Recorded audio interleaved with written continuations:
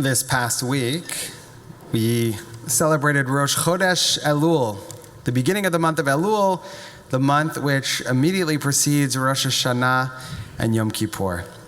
And 83 years ago this week, on Rosh Chodesh Elul in the year 1942, something remarkable happened in Eretz Yisrael.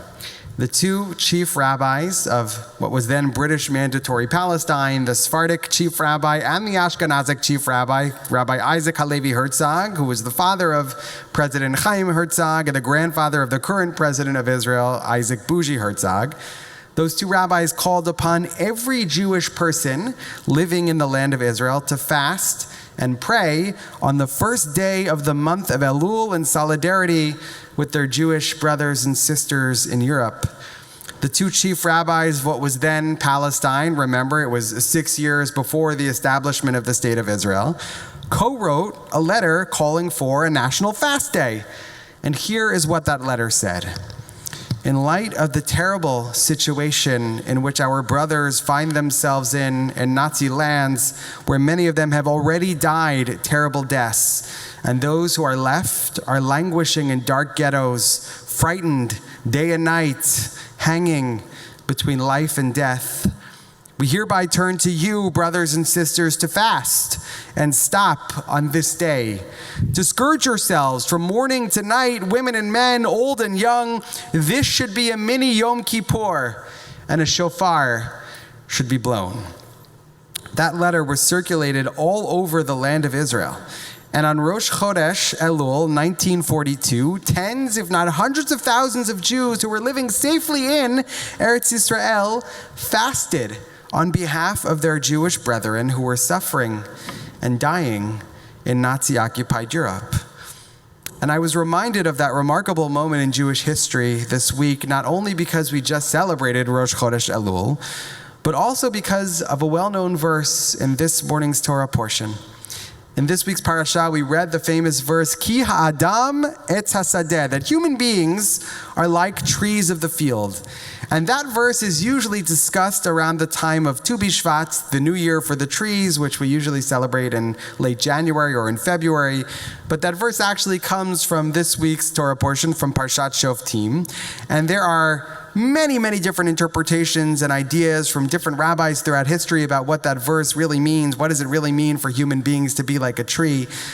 But this morning, I want to offer an interpretation not from a rabbi, but rather from an ecologist.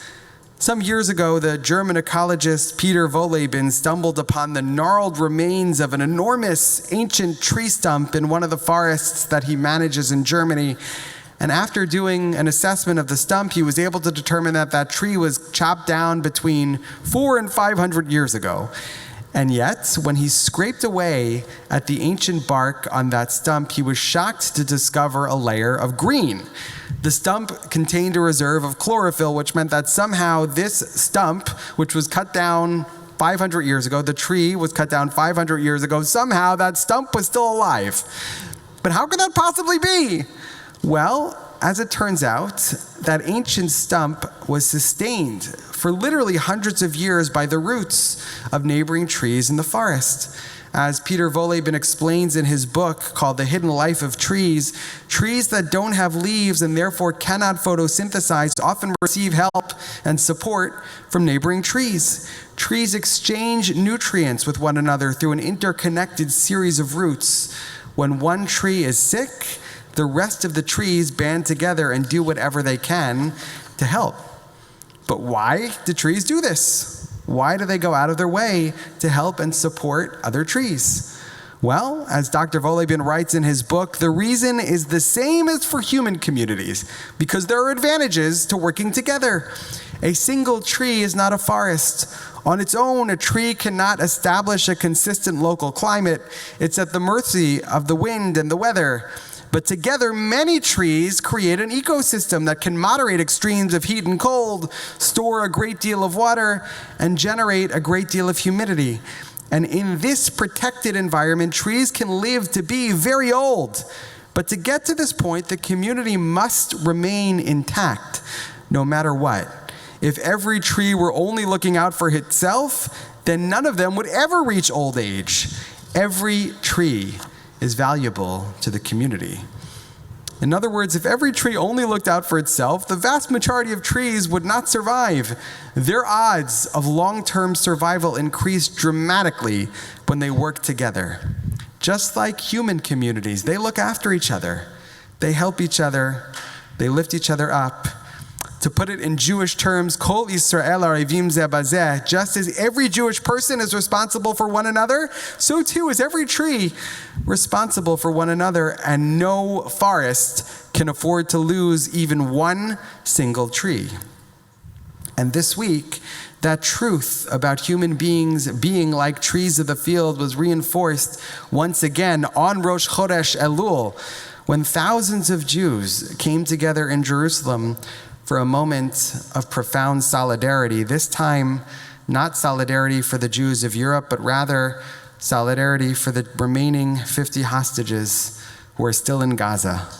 This week on Rosh Chodesh Elul, a massive crowd packed into the Kotel Plaza in front of the Western Wall for an evening of slichot, the traditional penitential prayers that are recited during the month of Elul, an evening that was dedicated to the hostages in Gaza. And among the people who were gathered at the Kotel this past week were not only released hostages, but also many, many family members of hostages who have not yet been released. And this was a very different kind of scene than the scene you would find at Hostage Square in Tel Aviv. These were not secular Israelis, but religious Israelis. And they came not to protest, but to pray with all of their heart and all of their soul and all of their might for the return of every remaining hostage. And what struck me most when I was reading about this gathering at the Kotel this past week was how it echoed that moment from 1942. Yes, we're living in a different era with different challenges, but we have the very same Jewish instinct. The recognition that when part of our people is in darkness, we all feel that darkness. When some of our trees have been severed from the forest, the entire Jewish ecosystem suffers until that forest is whole again. And that, I think, is what the verse, Ki ha'adam etz hasadeh, really means. We are not isolated individuals. We're all part of an ancient forest with deep, deep roots that connect us across time and space. The Jews of Israel were connected to the Jews of Europe during the Shoah by those roots. And we Jews here in the United States, we're connected to our brothers and sisters in Israel by those very same roots at this very moment. As this morning's Torah portion teaches us, no tree and no human being ever stands alone. Shabbat Shalom and Am Yisrael Chai.